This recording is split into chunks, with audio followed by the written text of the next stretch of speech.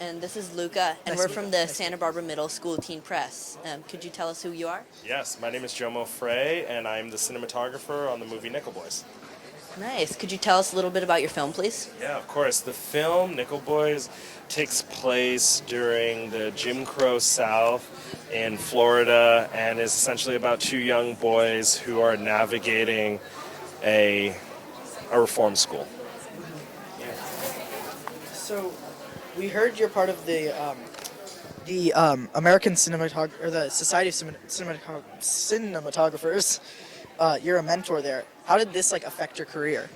Oh man, it was so far been an amazing aspect of my career because in a movie like this where the entire movie is shot all first person, it's like, that's asking you to kind of unlearn everything you think you know about the image, and so there's a way in which I feel like you're only ever evolve as an artist when you're pushed to do something that you've never been asked to do. So there's a way in which this kind of forced all of us on the movie to just have to face a new challenge and kind of evolve as that was happening. Yeah.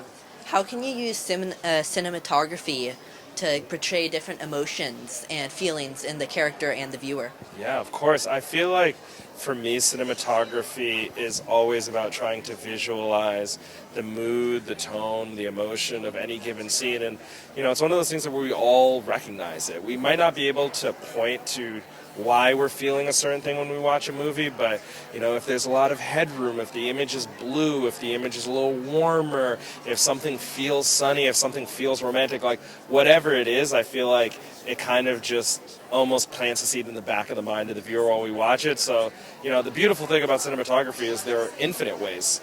As long as the image is emotional, it works. So we haven't seen the film, but we heard that there's a scene where you look in the mirror. Yeah. How did you do that? Yes. So for that, it was really always trying to work with the camera and the VFX to try to make the simplest, have the simplest approach to still getting those perspectives. Because since it's first person, anytime a character might look into a reflection or look into a mirror or look into water, we wanted to then see the face of the person whose perspective we're in. So for a lot of those, it was about kind of placing the camera and shooting both the reflection and then shooting from the perspective of the reflection, and then in post you can kind of layer the two images together and almost create that feeling as if you're not seeing a camera, it's always being replaced by what the camera should be seeing. Yeah. Yeah, and both of us are interested in video and have made a couple videos before. What advice would you give us? Oh, that's a great question. I would say the best advice is knowing what you like. Knowing what you like and really just diving into that. I think a lot of people can say oh, this is the rule or that's the rule. And for filmmaking, I think it's just too young a medium to really hold on to rules. These are just prescriptions, they're advice.